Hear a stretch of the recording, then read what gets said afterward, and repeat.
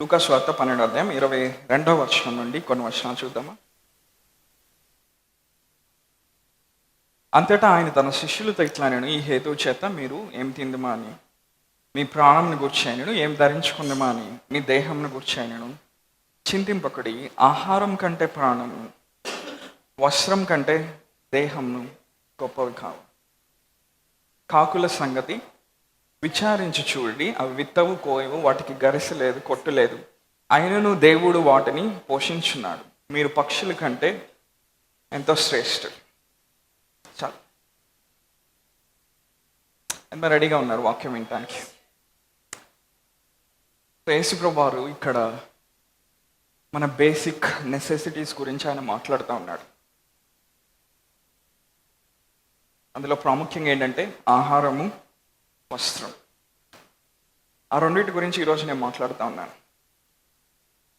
So ఎంతమందికి ఆహారం ఉంది, ఎంతమందికి వస్త్రం ఉందని నేను అడగట్లేదు, బట్ నేనేం చెప్తున్నానో వినటానికి ప్రయత్నం చేయండి. మనం ఎప్పుడైతే దేవుని యొక్క రాజ్యంలోకి వచ్చామో, ఆ రాజ్యపు విధానాల్లో లేకపోతే ఆ రాజ్యపు ప్రభుత్వంలో పోషణ అనేది మనకి అనుగ్రహించబడింది. So provision is the primary thing that god has given us in his kingdom. So దేవుని రాజ్యంలోకి మనం వచ్చిన తర్వాత పోషణ అనేది మనకి ఉచితంగా ఇవ్వబడింది. ఎంతమంది నాతో ఉన్నారు? ఇక్కడ యేసుప్రభువు వారు ఏమంటున్నారంటే, ఆహారం గురించి, వస్త్రం గురించి మీరు చింతించాల్సిన అవసరం లేదు. సో దేవుని యొక్క రాజ్య విధానాల్లో మనం వాటిని జాగ్రత్తగా పరిశీలన చేసి చూసినప్పుడు, నూతన నిబంధనలో ఎక్కడ కూడా ఆహారం విషయమై లేదా వస్త్రం విషయమై దేవుని బిడ్డలు ఇబ్బంది పడ్డారని మనం చూడం. అలానే ఆదిలోకి మనం వెళ్తే, ఆదాము అవ్వల జీవితం మనం చూసినట్లయితే, దేవుడు ఏం చేశాడు? వాళ్ళకి సర్వ సమృద్ధిని ఆయన అనుగ్రహించాడు. ఏదైనా వనంలో దేవుడు వాళ్ళకి ఆహారాన్ని అనుగ్రహించాడు, అలానే వస్త్రాన్ని ఆయన అనుగ్రహించాడు. ఎంతమంది నాతో ఉన్నారు?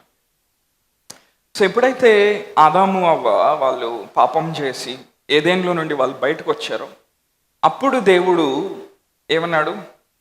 మీరు కష్టపడి మీరు విత్తనం వేయాలి, మీరు టాయిల్ చేయాలి, మీరు శ్రమ పడాలి, అయినా కానీ మీకు వచ్చేది ముండ్ల పొదలు, గచ్చతుప్పలే మీకు వస్తాయి అన్నాడు. ఎందుకని?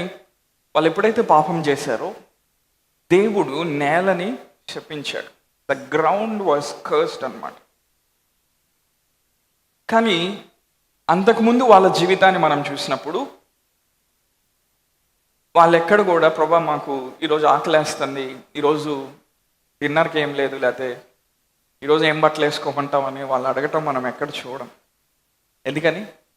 God he's already provided it. దేవుడు వాళ్ళకి దాన్ని సర్వసమృద్ధిగా అనుగ్రహించారు.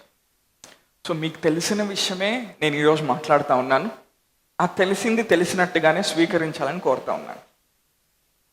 అవునా? సో దేవుడు వాళ్ళకి ఏమనుగ్రహించాడు? ఆహారంను, వస్త్రంను అనుగ్రహించాడు. వాళ్ళు ఎక్కడున్నారు? ఆదాము అవ్వ దేవుని యొక్క గ్లోరీలో ఉన్నారు, దేవుని యొక్క మహిమలో ఉన్నారు. సో మనం ఎక్కడ కూడా ఆదాము అవ్వ జీవితాన్ని చూసినప్పుడు వాళ్ళకి బ్రేక్ఫాస్ట్ కోసం, డిన్నర్ కోసం, లంచ్ కోసం వాళ్ళు విత్తనం విత్తినట్టు మనం చూడం. చూసారు ఎక్కడైనా ఆది కాండంలో? సో ఆ విత్తనం ఎలా వచ్చింది, లేకపోతే ఆ విత్తనం లేకుండా పంట ఎలా వస్తుంది? ఒకసారి చూద్దాం. ఆది కాండంలోకి వెళ్ళి మొదటి అధ్యాయం 11-12 వచనాలు.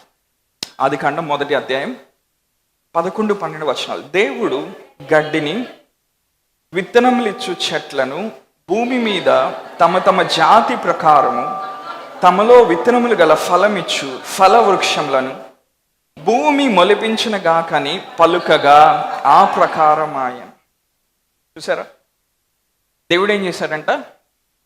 చెట్లు, ఫలాలు ఇచ్చే వృక్షాలు, అలానే ఆ వృక్షంలో నుండి వచ్చే ఫలంలోనే విత్తనాలు ఉంటా ఉన్నాయి. సో దేవుడు దాన్ని ఏం చేశాడు? ఆయన పలికాడు. దేవుడు విత్తనం వేయలేదు. అందరూ వింటున్నారని నేను చెప్తున్నాను, తెలిసిందే చెప్తున్నాను, తెలిసినట్టుగానే అంగీకరించండి. ఓకే, దేవుడు విత్తనం వేయలేదు, కానీ దేవుడు ఏం చేశాడు? ఆయన మాట్లాడాడు. ఆయన ఎప్పుడైతే మాట్లాడాడో the ground itself started producing. ఆ నేల దానంతటికి తానే చెట్లని, వృక్షాలని, ఫలాల్ని, ఫలముల్లో విత్తనాల్ని తీసుకొని రావడం మొదలుపెట్టింది.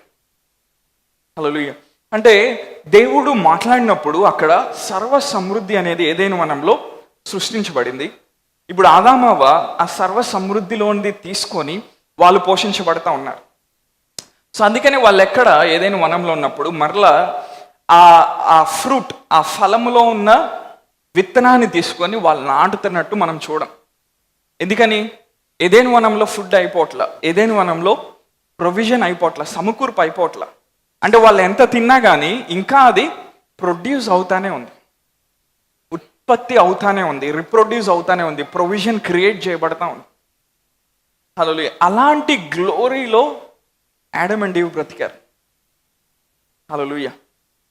సో దేవుడు వృక్షాలు వచ్చేటట్టు ఆయన మాట్లాడినప్పుడు, ఆయన పలికినప్పుడు ఏమైందంటే ఆ వృక్షాలకి లేకపోతే ఆ చెట్లకి ఫలం రావడం మొదలైంది.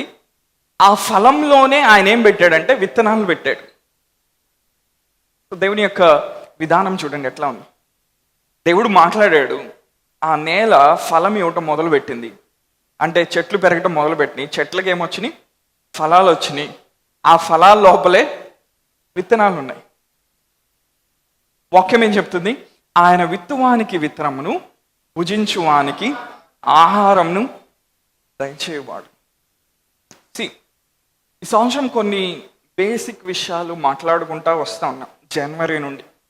ఓకే, ఎందుకని దేవుడు మనల్ని ఒక నూతనమైన ఆలోచన విధానంలోకి ఆయన మనల్ని నడిపిస్తూ ఉన్నాడు. నూతనమైన సిస్టంలోకి, నూతనమైన గవర్నెన్స్లోకి, నూతనమైన రెవల్యూషన్లోకి ఆయన మనల్ని నడిపిస్తూ ఉన్నాడు. హల్లెలూయా. సో ఎప్పుడైతే కొన్ని విషయాల గురించిన ఆలోచన విధానము మార్పు చెందుతుందో మనం దేవుని మహిమను అధికంగా అనుభవించడం మనం చూస్తాం. హల్లెలూయా. సో లూకా సువార్త 12వ అధ్యాయంలో దేవుడు యేసుప్రభువారు మాట్లాడతా, అక్కడున్న శిష్యులతో, అక్కడున్న ప్రజలతో మాట్లాడతా, మీరు వీటి గురించి చింతించాల్సిన అవసరం లేదు, మీరు వీటి గురించి ఆలోచించాల్సిన అవసరం లేదు. ఎంతమంది ఫుడ్ గురించి ఎక్కువ ఆలోచిస్తారు? సరే, ఫుడ్ గురించి ఆలోచించకపోయినా బట్టల గురించి ఎంతమంది ఎక్కువ ఆలోచిస్తారు? మీరు ఎప్పుడు ఆలోచించరా? దేవుడు హైలీ స్పిరిచువల్ పీపుల్ మనకి ఇచ్చారు. దేవునికి స్తోత్రం. బట్టల గురించి ఎప్పుడు ఆలోచించరా? ఏం వేసుకోవాలని, ఏం ధరించుకోవాలని. ఆర్డర్లు పెడతా ఉంటారు కదా వరుస పెట్టి, ఫ్లిప్కార్ట్లో, అమెజాన్లో. వాడు ఆర్డర్ ఇచ్చేవాడు వచ్చి తలుపు పగలగొట్టాలని చూస్తాడు ఇంటిది కొన్నిసార్లు. అంటే డెఫినెట్గా మనము ఆలోచిస్తూ ఉంటాం. యేసుప్రభువు వారు ఏమంటున్నారు? వాటి గురించి మీరు ఆలోచించాల్సిన అవసరం లేదు. అలా మాట్లాడుతా ఆయన ఏమంటున్నాడంటే కన్సిడర్ ద రేవెన్స్, కాకుల గురించి మీరు ఆలోచించండి అంటున్నాడు. యేసుప్రభువు వారు ఏ లెవెల్కి తీసుకొచ్చాడు మనల్ని? ఇప్పుడు కొన్ని విషయాలు అర్థం చేయడానికి ఆయన 4 మెట్లు కిందకి దిగి ఆయన ఏమంటున్నాడు? అక్కడున్న శిష్యులతో, అక్కడున్న ప్రజలతో ఏమంటున్నాడు? మీరు రోజు ఫుడ్ గురించి ఆలోచిస్తున్నారు, రోజు బట్టల గురించి ఆలోచిస్తున్నారు.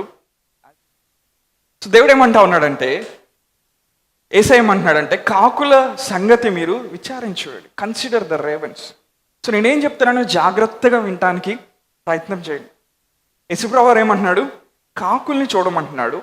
అవి విత్తవు, అవి కోయవు. అంటే అవి విత్తనం వేయట్లేదు, అవి పంటను కోయట్లేదు. ఇంకా ఏమంటున్నాడు? They don't have barns or store houses. అంటే అవి ఆహారాన్ని కూర్చుకోవడానికి, బాన్స్ అంటే ఏమంటారు? అవునా, గానుగులు లాంటి, లేకపోతే స్టోర్ చేసుకోవడానికి డ్రమ్ములు లాంటివి ఏం లేవు వాటి దగ్గర. తర్వాత కొట్టు లేదంట, అంటే స్టోర్ హౌస్ లేదు. షాప్స్లో ఎక్కడ అవి ఫుడ్ని స్టోర్ చేసుకోవట్లేదు, కానీ దేవుడు వాటిని పోషిస్తూ ఉన్నాడంట. కాకులు ఏం చేస్తున్నాయంట? ఏం చెప్తాను జాగ్రత్తగా వినండి. కాకులు ఆఫరింగ్ ఎయిట్లా, దేవుడు మాట్లాడుతుంది అదే. అవి విత్తవు, అవి కోయవు, వాటికి పంట అవసరంలా. కానీ దేవుడు ఏం చేస్తున్నాడంట? వాటిని పోషిస్తూ ఉన్నాడంట. ఆ భాగం చూద్దామే మరొకసారి. కాకుల సంగతి విచారించుడి, ఆ విత్తవు కోయు, వాటి గరిసలేదు కొట్టలేదు, అయినను దేవుడు వాటిని పోషించున్నాడు. మీరు పక్షుల కంటే ఎంతో శ్రేష్ఠులు. దానిపైన ఏమంటున్నాడు? ఏం ధరించుకుందామని మీ దేహం గూర్చైనను, ఏం తిందుమని మీ ప్రాణం గూర్చైనను మీరు చింతించాల్సిన అవసరం లేదు. ఆహారం కంటే ప్రాణమును, వస్త్రం కంటే దేహంను గొప్పవి కావా. ఆహారం కంటే ప్రాణము, వస్త్రం కంటే దేహము గొప్పవి కావా. అంటే దేవుడు ఆహారం ఇవ్వను అని చెప్పట్లా, లేకపోతే దేవుడు వస్త్రము ఇవ్వను అని చెప్పట్లా. ఆయన కంపేర్ చేసి మాట్లాడుతూ ఉన్నాడు. ఆహారం కంటే ఏం గొప్పదంట? ప్రాణం గొప్పదంట. వస్త్రం కంటే ఏం గొప్పదంట? దేహం గొప్పదంట. ఈ భాగాన్ని మనం గ్రీక్లో వెళ్ళి చదివినప్పుడు the law of cause and effect అంటారు. ఏమంటారంటే the law of cause and effect అంటారు. అంటే దేవుడు ఒకటి సృష్టిస్తే, దేవుడు ఒకటి చేస్తే దాని కారణంగా మిగిలిన అలా జరుగుతూ వెళ్తూ ఉంటాయి. Hallelujah. Okay, the law of cause and effect అంటారు. అంటే దేవుడు అక్కడ ఆహారం ఇవ్వను అనట్లేదు, లేకపోతే వస్త్రం ఇవ్వను అనట్లా. యేసుప్రభువు వారు ఏమంటున్నారంటే, నీకు నేను ప్రాణం ఇచ్చాను కదా, I have given you life, ఒక జీవితాన్ని ఇచ్చాను కదా, నేను నీకు ఆహారం ఇవ్వలేనా అంటున్నాడు. నేను నీకు ఒక బాడీని ఇచ్చాను కదా, నీకు ఒక దేహాన్ని ఇచ్చాను కదా, నేను నీకు వస్త్రం ఇవ్వలేనా అంటున్నాడు. అంటే దేవుడు నీకు ప్రాణం ఇస్తే ఆయన ఏం చేస్తాడు? నీకు ఆహారం ఖచ్చితంగా ఇస్తాడు. దేవుడు నీకు ఒక దేహం ఇస్తే ఆయన ఖచ్చితంగా నీకు వస్త్రం ఇస్తాడు. దాని గురించి నువ్వు చింతించాల్సిన అవసరం లేదు అంటా ఉన్నాడు. అంటే ఒక నూతన నిబంధన విశ్వాసిగా మనం ఎక్కడున్నామంటే, మనం ఆహారం కోసం, వస్త్రం కోసం మనం ప్రార్థన చేయాల్సిన అవసరం లేదు.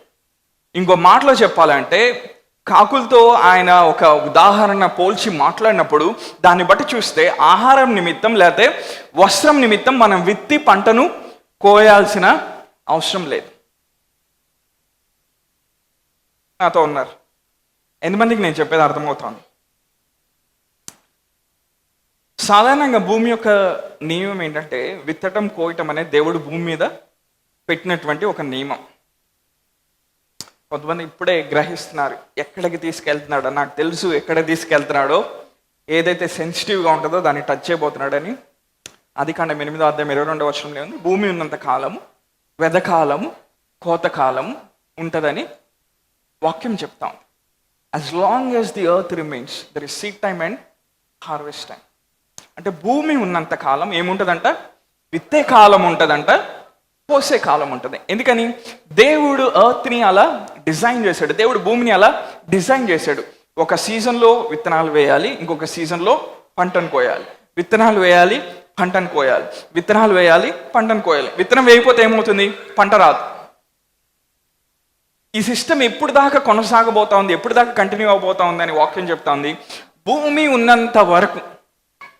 భూమి ఎప్పుడు దాకా ఉండబోతుందో మనకు తెలియదు, కానీ భూమి అనేది ఒకటి ఉంటే, అది బ్రతికుంటే, అది సజీవంగా ఉంటే, దాంట్లో మనుషులు ఉంటే, దాంట్లో జీవులు అన్నీ ఉంటే, విత్తే కాలం ఒకటి ఉంది, కోసే కాలం ఒకటి ఉంది. అదొక బయాలజికల్ సైకిల్గా దేవుడు ఈ ఈకో సిస్టంలో దేవుడు పెట్టాడు. ఈ ప్రపంచంలో దేవుడు దాన్ని ఒక జీవానికి సంబంధించిన చక్రంలాగా పెట్టాడు. ఎంతమంది నాతో ఉన్నారు?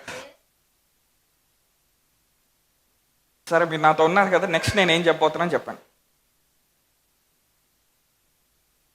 గెస్ చేయాలి. ఏం చెప్పాను? మీకు తెలిసిందే నేను మాట్లాడుతున్నాను. అంటే దేవుడు ఏమంటున్నా అంటే, కాకుల సంగతి మీరు విచారించండి. అంటే అవి ద లా ఆఫ్ ది ఎర్త్ని, భూమిలో ఉన్న ఆ నియమాన్ని కాకులు పాటించట్లా, అవి విత్తట్లా, అవి కోయట్లా. కానీ దేవుడు ఏమన్నాడు? వాక్యం ఏం చెప్తుంది? యేసుప్రభువు వారు ఏమన్నాడు? ఆయనను పరలోకపు తండ్రి వాటిని పోషిస్తూ ఉన్నాడు. మీరు పక్షుల కంటే శ్రేష్ఠులు కారా? మనం ఎవరికంటే శ్రేష్ఠులమంట? పక్షుల కంటే శ్రేష్ఠులమంట. అంటే యేసుప్రభువు వారు డైరెక్ట్గా ఏం మాట్లాడుతున్నాడంటే, పక్షుల్నే దేవుడు చూసుకుంటున్నాడు. అవి విత్తట్లేదు, అవి కోయట్లేదు. మీరు నా కుమారులుగా నా రాజ్యంలోకి వచ్చిన తర్వాత మీ ఆహారం విషయమై, మీ వస్త్రం విషయమై నేను చూసుకుంటాను. ఈ రెవల్యూషన్ మీ లోపలికి వెళ్ళనివ్వండి. అప్పుడు లైఫ్లో కొన్ని ప్రెషర్స్ అట్లా బయటికి వెళ్ళిపోతాయి. మన ఆహారం విషయమై, మన వస్త్రం విషయమై దేవుడు చూసుకుంటాడంట. హల్లెలూయా. ఇప్పుడు ఇజ్రాయేలీల సంగతి వద్దకు వద్దాం. ఇజ్రాయేల్ వాళ్ళ ప్రయాణం దగ్గరకు వద్దాం. వాళ్ళు దేవుని యొక్క మాటను పట్టుకొని కనానికి వాళ్ళు ప్రయాణం చేస్తూ ఉన్నారు. 40 లక్షల మంది గుంపుగా కలిసి వెళ్తూ ఉన్నారు. ఐగుప్తులో నుండి అరణ్యంలోకి వచ్చారు. ఇప్పుడు దేవుడు వాళ్ళకి ఏం చేస్తున్నాడు అంటే మన్నాని ఉచితంగా ఇస్తా ఉన్నాడు. హల్లెలూయా. దేవుడు ఇజ్రాయెల్ ప్రజల విషయంలో ఒక నియమాన్ని అతిక్రమిస్తూ ఉన్నాడు. ఏ నియమాన్ని అతిక్రమించాడు? వాళ్ళు విత్తనం విత్తి పంటను కోసేటువంటి నియమానికి మించి దేవుడు వాళ్ళకి సహాయం చేయటం మొదలుపెట్టాడు. ఎందుకు సహాయం చేయటం మొదలుపెట్టాడంటే వాళ్ళు దేవుని యొక్క మాట పట్టుకొని కనానికి వాళ్ళు బయలుదేరారు కాబట్టి. హల్లెలూయా. ఇప్పుడు దేవుడు ఏం చేశాడు? వాళ్ళని కనానికి రమ్మని పిలిచాడు, వాగ్దానం చేశాడు, అక్కడ రమ్మని వాళ్ళని పుష్ చేస్తూ ఉన్నాడు. అంటే దేవుడు ఏం చేస్తా ఉన్నాడు? తన మాట చొప్పున వాళ్ళకి మన్నాని అనుగ్రహిస్తూ ఉన్నాడు, బండలో నుండి నీళ్ళని అనుగ్రహిస్తూ ఉన్నాడు. హల్లెలూయా. ఒకసారి ఆ భాగం చూద్దామా? ద్వితీయోపదేశకాండంలో 8వ అధ్యాయం 3-4 వచనాలు. ద్వితీయోపదేశకాండం 8వ అధ్యాయం 3-4 వచనాలు.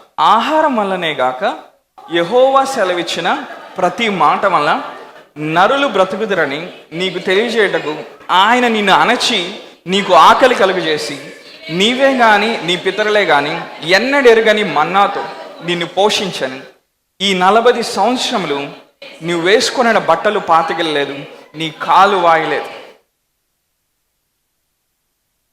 దేవుడు వాళ్ళని మన్నాతో ఎందుకు పోషించాడంట? He want to prove something. దేవుడు ఏదో ప్రూవ్ చేయాలనుకున్నాడు, దేవుడు ఏదో రుజువు చేయాలనుకున్నాడు. దేవుడు ఇశ్రాయేల్ ప్రజలతో ఏమంటున్నా అంటే, నేను మీకు మన్నాని ఇస్తున్నాను, మీరు వేసుకున్న వస్త్రములు పాతగలట్లేదు. ఎందుకో తెలుసా? మీరు తెలుసుకోవాలి అదేంటంటే మనుషుడు రొట్టె వల్ల కాదు కానీ దేవుని నోట నుండి వచ్చు మాట వల్ల బ్రతుకుతాడు.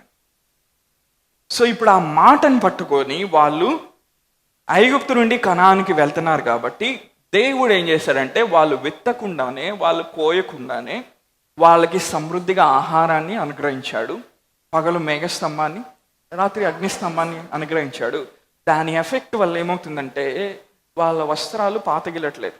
ఎన్ని సంవత్సరాలు బట్టలు వేసుకున్నా రోజు ఫ్రెష్గా ఉతికి ఐరన్ చేస్తే ఎట్లా ఉంటుంది అట్లా ఉంటుంది. హల్లెలూయా. యేసుప్రభువు వారు ఏమంటున్నాడు? కాకుల సంగతి విచారించుడి, కాకుల గురించి మీరు ఆలోచించండి. సరే, ఇంకొంచెం ముందుకెళ్దాం. 12వ అధ్యాయంలో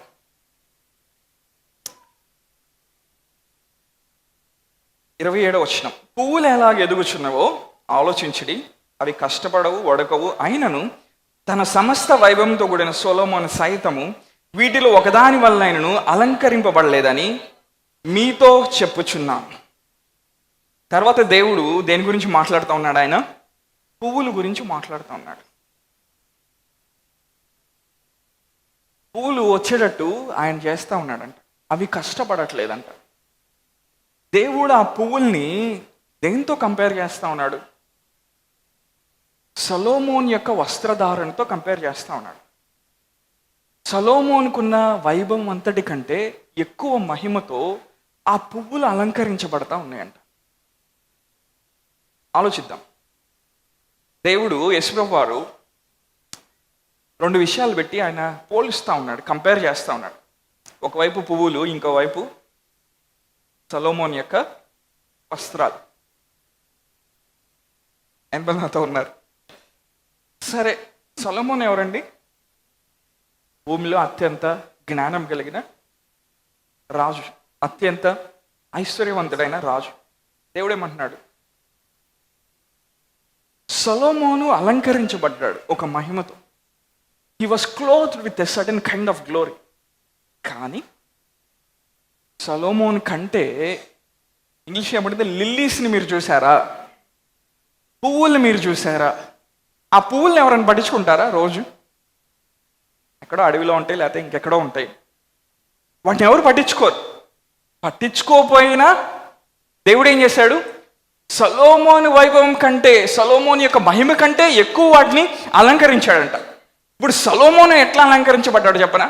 సొలొమోను వస్త్రధారణ ఎలా ఉంది? మేబీ ఫ్యాషన్ డిజైనర్స్ ఉన్నారు, ఆయన రాజు అండి. ఎంతమంది నాతో ఉన్నారు? సరే, ఇప్పుడు ఒక కాంట్రవర్షియల్ క్వశ్చన్ అడుగుతాను. సొలొమోను యొక్క వైభవం కలిగి ఉండాలనుకుంటున్నారా? లిల్లీ పువ్వు లాగా ఉండాలనుకుంటున్నారా?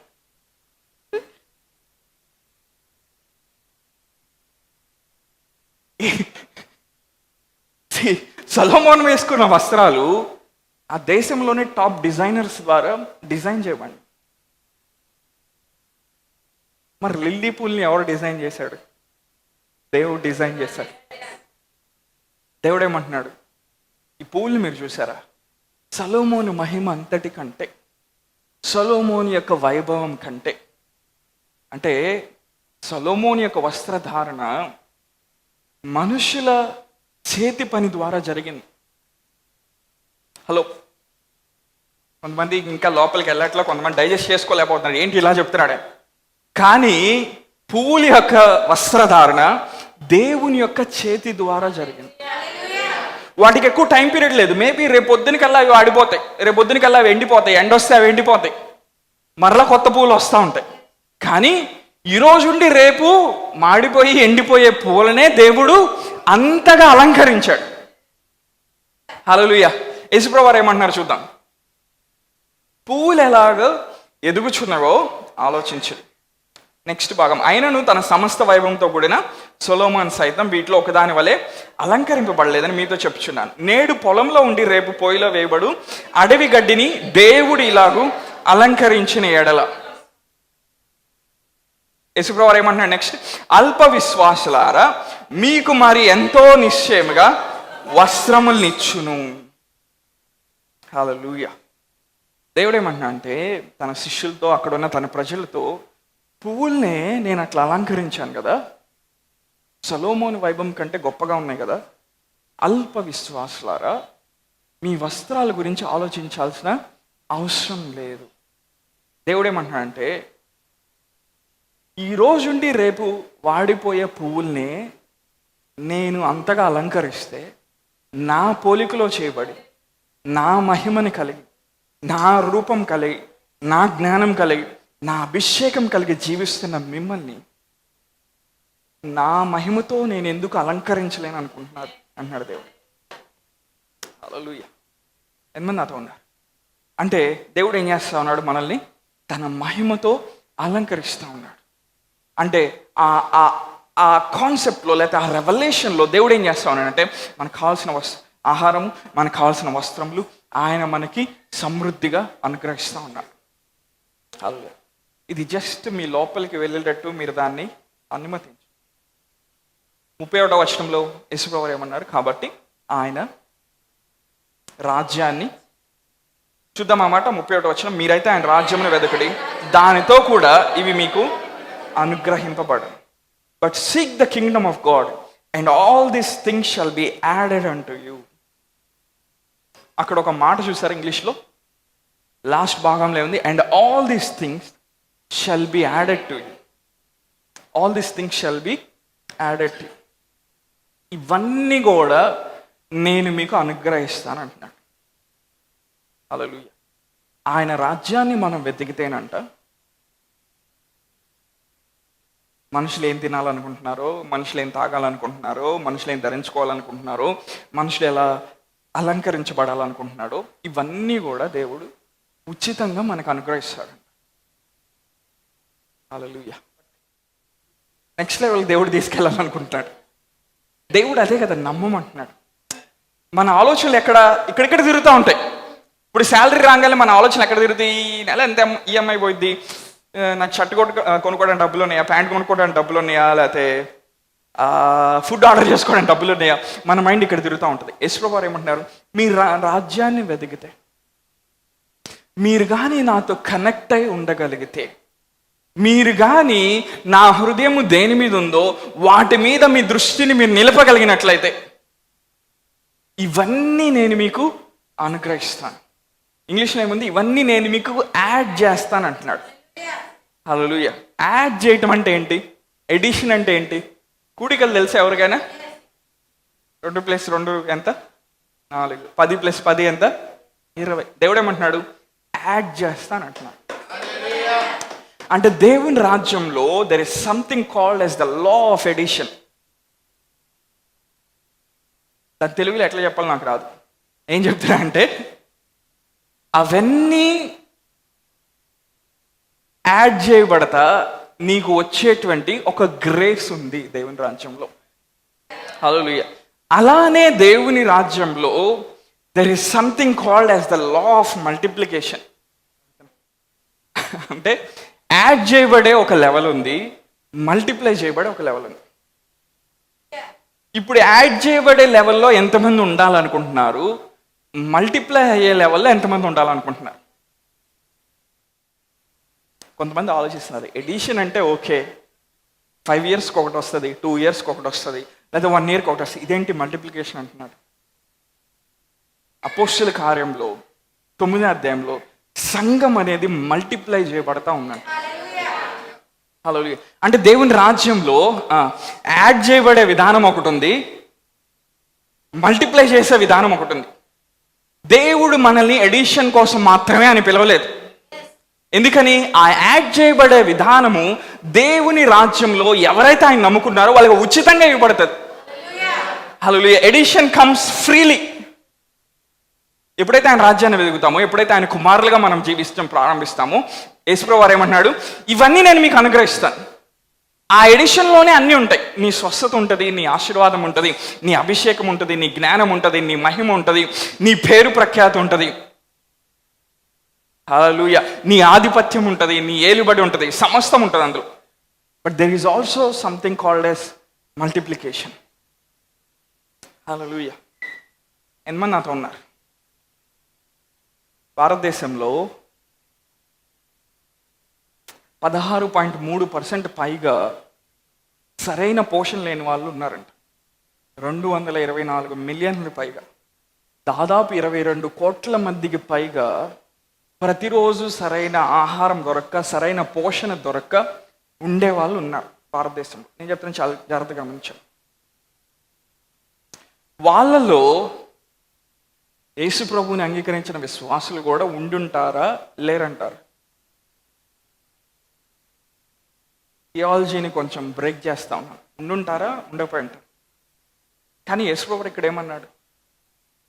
నా రాజ్యాన్ని మీరు వెతికితే ఇవన్నీ నేను మీకు అనుగ్రహిస్తాను. ఎన్నో నాతో ఉన్నారు. ఎవరైతే యూట్యూబ్లో మెసేజ్ చూస్తున్నారో, ఫ్యూచర్లో చూడబోతున్నారో, మీరు ఆహారం విషయంలో, వస్త్రాల విషయంలో ఇబ్బంది పడతా ఉంటే నేను మీతో కూడా మాట్లాడుతూ ఉన్నాను. ఆయన రాజ్యంలోకి మీరు వచ్చిన తర్వాత, ఆయన్ని మీరు వెతకటం ప్రారంభించిన తర్వాత, మీ ఆహారం విషయంలో, మీ వస్త్రధారణ విషయంలో మీరు ఆలోచించాల్సిన పని లేదు, ఆలోచించాల్సిన అవసరం లేదు. ఓకే, నేను పల్లెటూరులో జీవిస్తున్నాను, అక్కడ ఏ ఫెసిలిటీస్ లేవు, అక్కడ ఏ కంపెనీ లేదు, అక్కడ జాబ్స్ లేవు. జాబ్ ఉంటేనే దేవుడు నీకు ఆహారం ఇస్తాను అనలేదు. అది నేను చెప్పాలనుకుంటున్నాను. దాని నుండి ఎంత స్లోగా తీసుకొచ్చాను చూసాను. డైరెక్ట్గా చెప్పాను అనుకో, తొందరగా తీసుకోలేదు. అందుకే స్లోగా రావాలి. దేవుడేమంటున్నాడు? జాబ్ ఉంటే మాత్రమే నీ ఆహారం వచ్చింది, జాబ్ ఉంటే మాత్రమే నీకు వస్త్రధారణ వస్తుందని యేసుప్రభువు వారు ఎక్కడ చెప్పలేదు. ఇజ్రాయేలు అరణ్యంలో ఏ జాబ్ చేశారు? ఇది మీ లోపలికి వెళ్ళాలి. కొంతమంది ఇది పట్టుకొని ఏమంటారంటే, ఈరోజు మెసేజ్ అలా చెప్పారు కాబట్టి, నేను ఆహారం కోసం, వస్త్రాల కోసమే బ్రతుకుతున్నా కాబట్టి, నేనేం చేయకపోయినా దేవుడు వాటిని నాకు ఫ్రీగా ఇస్తున్నాడు కాబట్టి, ఇస్తానని చెప్పాడు కాబట్టి రేపు నుండి నేను జాబ్కి వెళ్ళనంటారు. కానీ పాయింట్ ఏంటంటే, జాబ్కి వెళ్ళొద్దని దేవుడు ఎక్కడ చెప్పలా. మళ్ళీ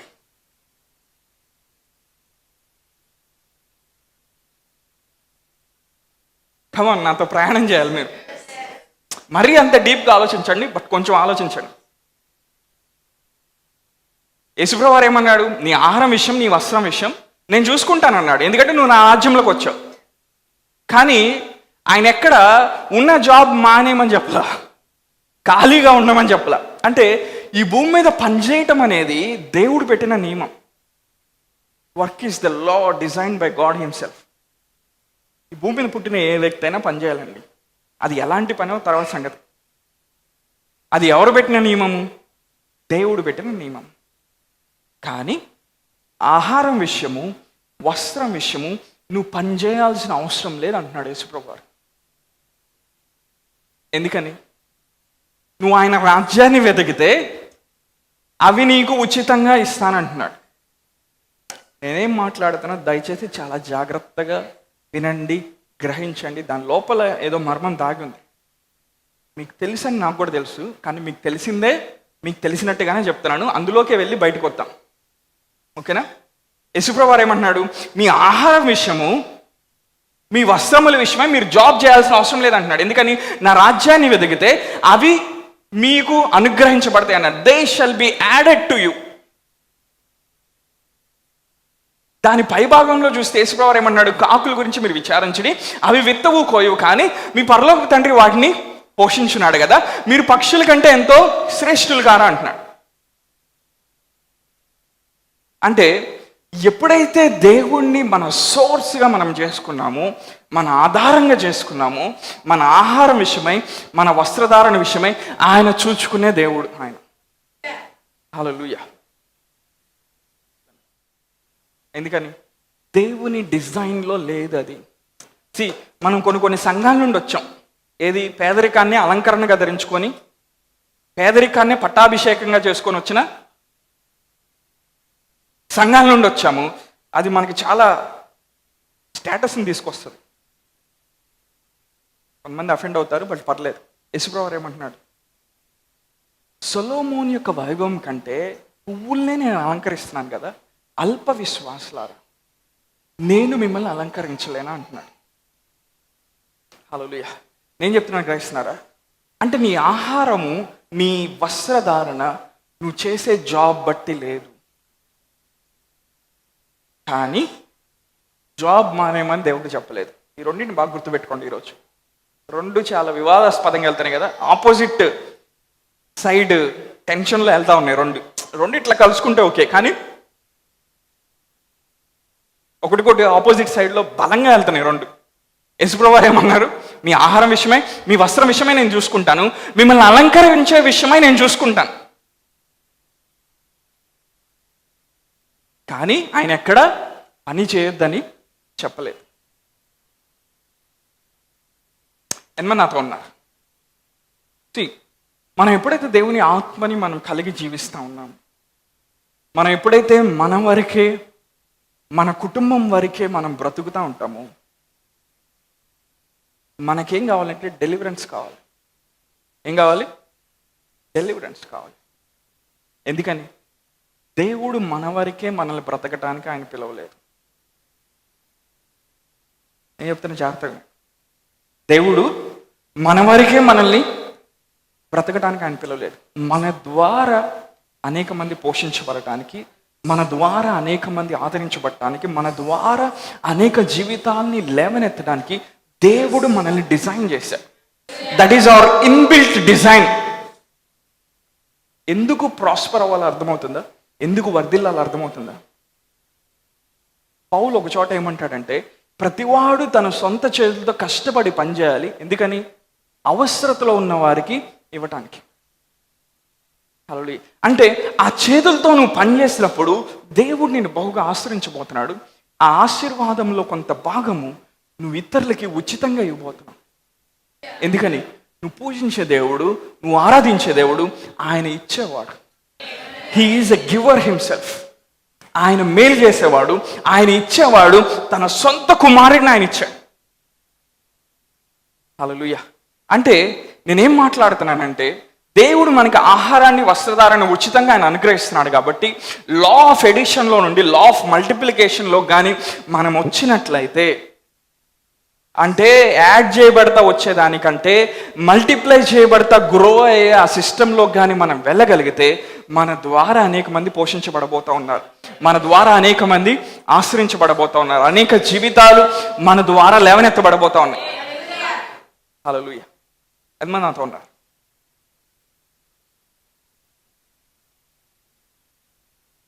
సరే, ఒక చిన్న ప్రశ్న వేస్తాను, కొంచెం ముందుకు వెళ్ళబోయే ముందు.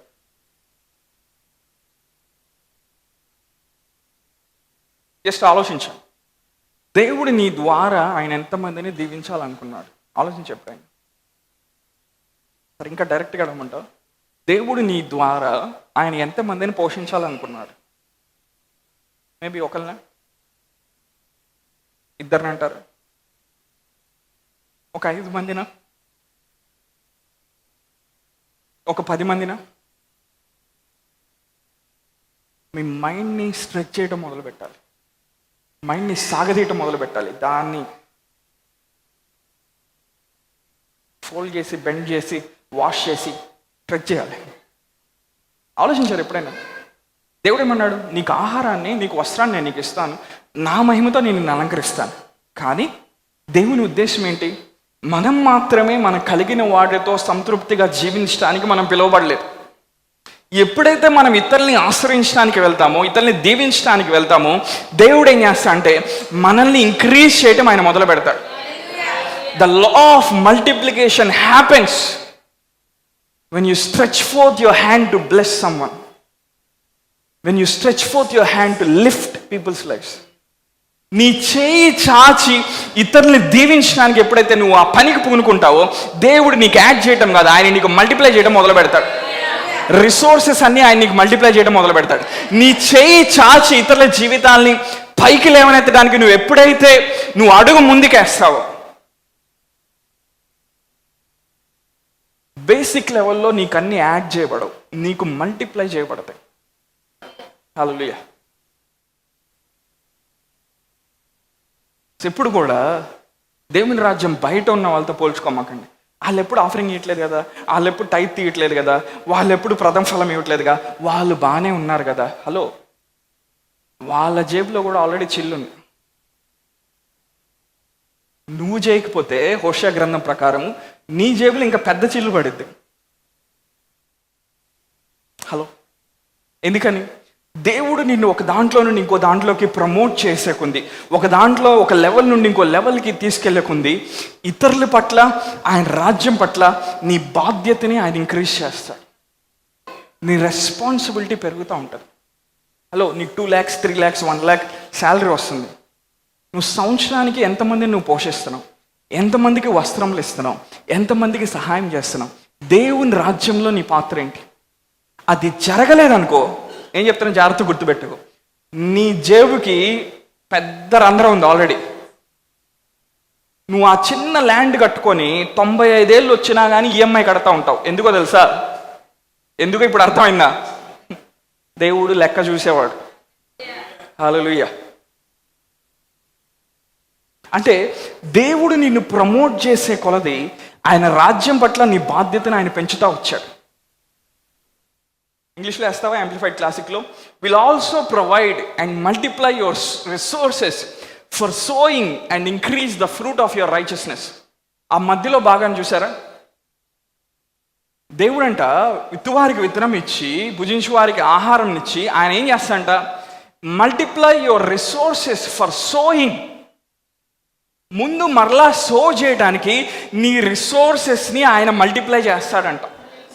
ఎందుకంటే దేవుని డిజైన్ ఏంటంటే, నీ దగ్గరకు వచ్చేది వచ్చినట్టు నీ దగ్గరే అది పాడైపోయి ఉండటం దేవుని యొక్క డిజైన్ కాదు. నీ దగ్గరకు వచ్చేది అది వచ్చినట్టు కొంత భాగం నువ్వు వాడుకొని అక్కడి నుండి ఇతర జీవితాల్లోకి, అక్కడి నుండి దేవుని రాజ్యంలోకి, అక్కడి నుండి ఈ సమాజంలోకి అది ప్రవహించడానికి దేవుడు డిజైన్ చేశాడు. ఎప్పుడైతే ఆ ఫ్లో కంటిన్యూ అవుతూ ఉంటుందో, ఇక్కడ ఇంక్రీజ్ కంటిన్యూ అవుతూ ఉంటుంది. ఇన్ఫ్యాక్ట్ ఇక్కడ ఎడిషన్ జరగదు కానీ మల్టిప్లికేషన్ జరుగుతూ ఉంటుంది. హల్లెలూయా. మనం ఇప్పుడు 10% ప్రథమ ఫలము దేవుడి రాజ్యంలోకి ఎందుకు ఇస్తామంటే, ఆయన మన కోసం ఏం చేశాడో దానికి కృతజ్ఞతగా ఆయన స్వాస్థ్యంలో మనం పాలుభాగస్తులుగా ఉన్నాం.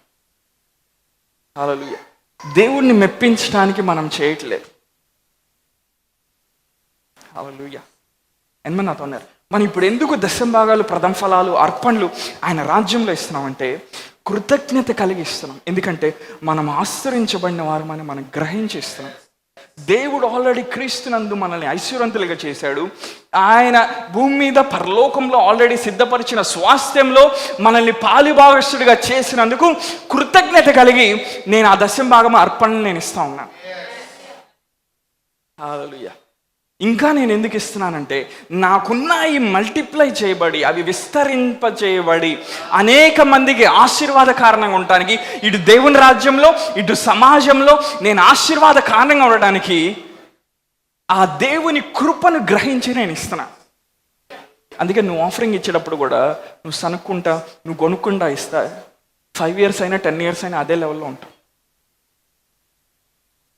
ఎందుకని? నువ్వు ఇచ్చేదానికి ముందు దేవుడు నీ హృదయాన్ని చూస్తూ ఉన్నాడు. చాలామంది ఎలా చేస్తారు, డబ్బులు రాగానే అన్నీ వాడేసి అన్ని బిల్స్ పే చేసి ఆఖరిలో ఆ 10% తీయడానికి ప్రయత్నం చేస్తాడు. మీకు తెలియని విషయం ఏంటంటే ఆల్రెడీ 10% ఎప్పుడో తినేసి ఉంటావు. ఎంతమంది అవుతా ఉన్నారు? దేవుడు ఏం చేస్తాడంట, he will multiply your resources for sowing and will increase the fruits of your righteousness. మీ నీతి ఫలముల్ని వృద్ధి పొందిస్తారంట. ఈ భూమి మీద ఎప్పుడైతే మన నీతి ఫలములు వృద్ధి పొందవో మనం అధికమైన ఆశీర్వాదాన్ని అనుభవించలేం. హలో, ఎంతమంది నాతో ఉన్నారు? భూమి మీద మనం ఇతరులకు ఇచ్చే కొంది, దేవుని రాజ్యంలోకి ఇచ్చే కొంది పౌలు ఏమంటున్నాడు, దేవుడు మన నీతి ఫలముల్ని వృద్ధి పొందిస్తాడు. He will increase the fruits of our righteousness. అవి వృద్ధి పొందుతూ ఉన్నప్పుడు ఆత్మీయంగా, భౌతికంగా మనం వృద్ధి పొందుతూ ఉంటాం. The fruit of righteousness or the fruits of righteousness will increase your anointing in the matters of money. నీతి ఫలములు ఏం చేస్తాయంటే ఈ భూమి మీద నీకు మంచి పేరుని, ఆశీర్వాదాన్ని, ఐశ్వర్యాన్ని, సర్వ సమృద్ధిని తీసుకొని వస్తూ ఉంటాయి. హల్లెలూయా. కానీ ఎప్పుడైతే మనం ఇచ్చేది ఒక బిజినెస్ ట్రాన్సాక్షన్గా చూస్తున్నామో దేవుని కార్యాన్ని ఎక్కువ చూడలేం. మేబీ మీరు దశంభాగాలు, ప్రథమ ఫలాలు, ఆఫరింగ్స్ ఆల్రెడీ దేవుని రాజ్యంలోకి ఇస్తూ ఉంటే మీ ఆలోచన విధానంలో ఏమైందో దాన్ని బట్టి మీరు పంటను కోస్తూ ఉంటారు. నేను ఇచ్చాను కాబట్టి నాకు ఇంత రావాలి అన్న ఉద్దేశంతో మీరు ఇస్తూ ఉంటే మేబీ అది చాలా టైం పట్టవచ్చు. మేబీ కొన్నిసార్లు అది సరిగ్గా జరగకపోవచ్చు. మీరు అనుకున్న క్యాల్కులేషన్తో పాటు అది రాకపోవచ్చు. కానీ ఎప్పుడైతే దేవుడు నన్ను ఆశ్రయించాడు, నా దేవుడు మంచివాడు, ఆయన నా కృప చూపించేవాడు, క్రీస్తు యొక్క మహిమైశ్వర్యంలో నన్ను పాలిభాగస్తుడిగా చేశాడు కాబట్టి, భూమి మీద పరలోకంలో నిత్యత్వం వరకు ఆయన నాకు స్వాస్థ్యం ఇచ్చాడు కాబట్టి, ఆ కృతజ్ఞతతో నేను ఆ దశంభాగం ఇస్తున్నాను. ఆ కృతజ్ఞతతో నేను ఆ విత్తనాన్ని విత్తుతున్నాను. అలా నువ్వు చేసినప్పుడు దేవుడు ఏం చేస్తాడు, నీ నీతి ఫలములు వృద్ధి పొందిస్తాడు. నీ నీతి ఫలములు ఎప్పుడైతే వృద్ధి పొందుతాయో ఆత్మీయ పరిధిలో నీ స్టేటస్ పెరుగుతూ ఉంటుంది, నీ ర్యాంక్ పెరుగుతూ ఉంటుంది. ఎప్పుడైతే ఆత్మీయ పరిధిలో నీ ర్యాంక్ పెరుగుతూ ఉంటుందో దేవుడు ఈ భూమి మీద ఉన్న దేవదూతలకి, కెరూపులకి, శరాపులకి, ఈ పరిధిని చూసే దేవదూతలకి దేవుడు కమాండ్స్ ఇస్తూ ఉంటాడు. ఈ వ్యక్తి యొక్క నీతి ఫలములు ఇంత వృద్ధి పొందితే ఎందుకు ఆర్థికంగా ఇంత తక్కువ స్థితిలో ఉన్నాడని దేవుడు ఏం చేస్తాడు, he will cause the cherubims of this realm to move on your behalf. దేవునికి సిస్టమ్ ఉంది. అందుకే ఆయన వాక్యంలో ఏమన్నాడు, జనములు నీ వెలుగునకు వస్తారు, రాజులు నీ ఉదయకాంతికి లెగుస్తారు. రాజులు చిన్న కర్చీఫ్ తీసుకొని రారు, చెనక్కాయల ప్యాకెట్ తీసుకొని రారు నీ దగ్గరకు వచ్చినప్పుడు. God will cause the favor of the earth to fall upon you. Hallelujah. అందుకనే దేవుని యొక్క వాయిస్ విని మనం చేయడం నేర్చుకోవాలి. చాలామంది మీరు చిన్న శాలరీతో ఇప్పుడు ఆల్రెడీ ల్యాక్స్లోకి లేదా థౌజండ్స్లోకి వచ్చిన తర్వాత దేవుడు ఆల్రెడీ మీతో మాట్లాడి ఉంటాడు. ఆ 10% దాటి బయటికి రా, ఆ 20% దాటి బయటికి రా, నీకు అన్నీ వినపడతాయి. నెక్స్ట్ ఇయర్లో దేవుడు కారు పోతున్నాడు, తర్వాత ఇల్లు పడుతుంది, అది వినపడింది నీకు టక్కనే. కానీ దేవుడు ఏం చెప్తున్నాడు దీని విషయమే తొందరగా వినపడదు. దేవుడు వృద్ధి పొందించకుంది, ఆశ్రయించకుంది. మన ద్వారా దేవుడు 100 మందిని, 1000 మందిని లక్షల మందిని ఆయన పోషించడం ప్రారంభిస్తాడు. వాళ్ళ జీవితాల్ని పైకి లేవనెత్తడం ప్రారంభిస్తాడు.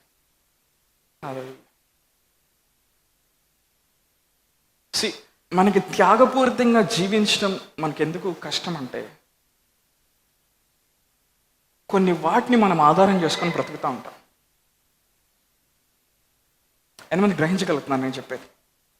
నీ ఆధారాన్ని నువ్వు వదిలేసి నువ్వు దేవుని మీద సంపూర్ణంగా ఆధారపడటం మొదలుపెట్టినప్పుడు God will cause favor to come upon you. God will increase that blessing upon you. He will increase the anointing upon you. He will increase your metron of influence upon you.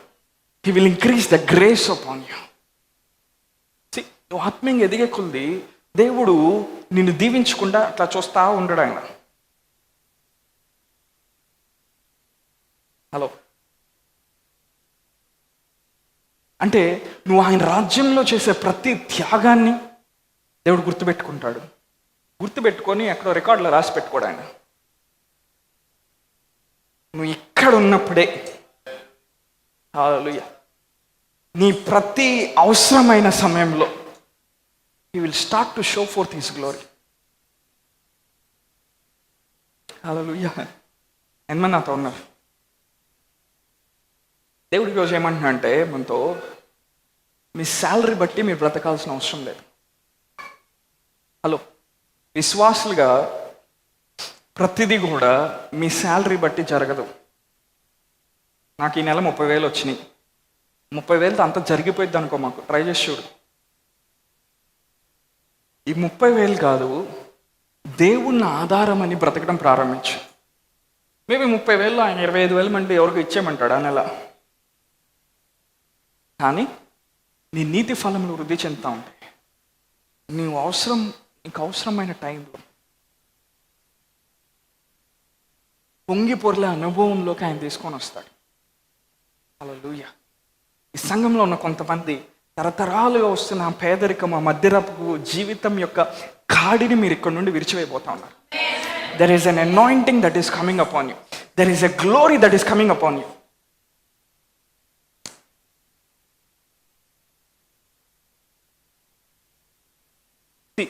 దేవుని యొక్క విధానాల్ని మనం ఎప్పుడైతే పాటించి ఆయన స్వరమిని ఎప్పుడైతే ఆయన చిత్తానుసారంగా మనం బ్రతకటానికి ఇష్టపడతామో, దేవుడు తన హస్తాన్ని కదిలించకుండా ఉండలేడు. ఇంకేది చెప్పినా hallelujah praise the Lord glory glory అంటారు. ఇది టచ్ అయితే మనకి లోపల ఆపరేషన్ జరుగుతూ ఉంటుంది.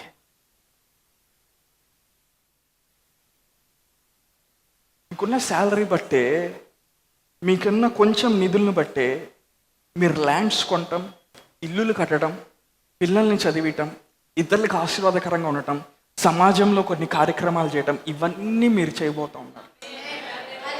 మీరు ఆయన మాట విని దానికి లోబట్టడానికి మీరు ఇష్టపడినట్లయితే, అది ఎంత కష్టంగా ఉన్నాను, ఒక సీజన్లో అది చాలా కష్టంగా ఉంటుంది.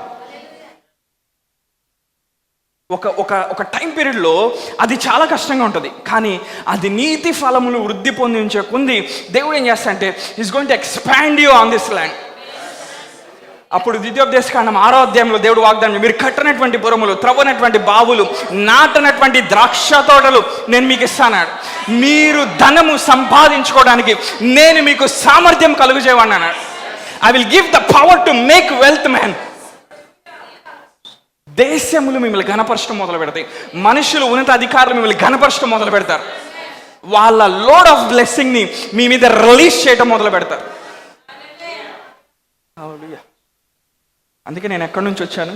ఫుడ్ దగ్గర నుండి వచ్చాను. ఫుడ్ దగ్గర నుండి మనం ఎక్కడికి వెళ్ళబోతున్నాం? దేశాలకి ఆశీర్వాద కారణంగా మారే స్థితిలోకి మనం వెళ్ళబోతాం. It is God's design, it is God's plan and purpose to make you as a blessing to nations. దేవుని ప్రణాళిక ఏంటో చెప్పమంటారా? నిన్ను, నీ కుటుంబాన్ని ఆశ్రయించడమే కాదు, నువ్వు దేశాలకి ఆశీర్వాద కారణంగా మాట్లాడు. నువ్వు తీసుకోగలిగితే నీ లోపల చేంజ్ వస్తుంది. నువ్వు తీసుకోగలిగితే దాన్ని అంగీకరించు.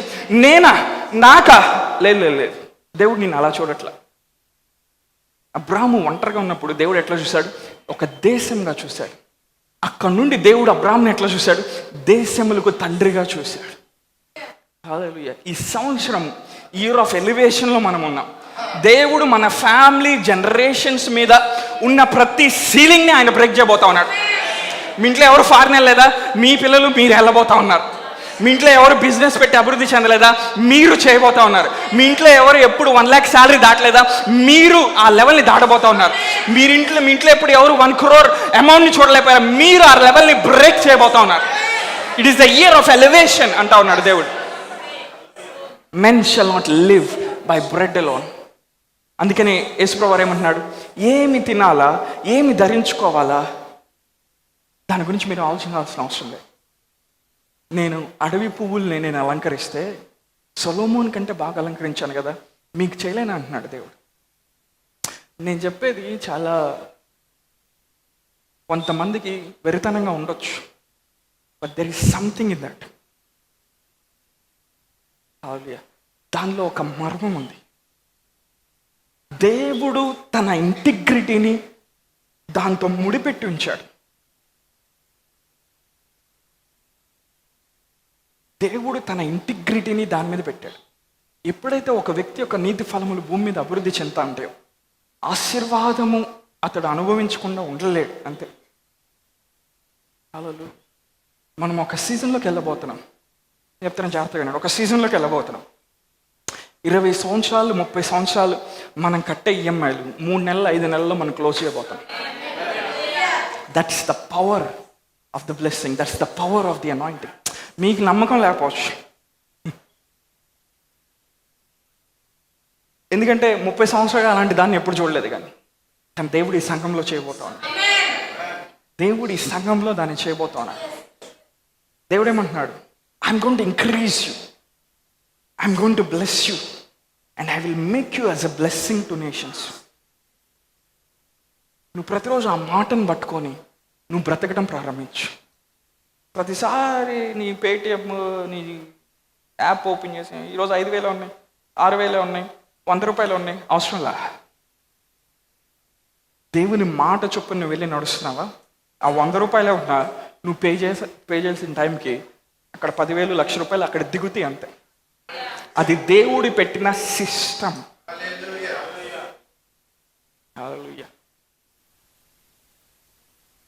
బట్ మనం నీతి ఫలంలో వృద్ధి చెందినప్పుడు, ఆయన మాట మీద ఆధారపడి జీవిస్తూ ఉన్నప్పుడు, ఇంకో విషయం ఏం చెప్పమంటారా? దేవునికి 5,000 అయినా 15 లక్షలైనా ఒకటే. ఎందుకని? అమౌంట్ కనపడదు ఆయనకి. ఎందుకని? ఆయన శూన్యంలో నుండి సమస్తము సృష్టించిన వాడు. మనకి 5,000 6,000 7,000 అంటే పెరుగుతా వెళ్తుంది అనుకుంటున్నాం. దేవునికి 500 అయినా 5 కోట్లైనా 5 లక్షలైనా ఒకటేగా అంటాడు ఆయన.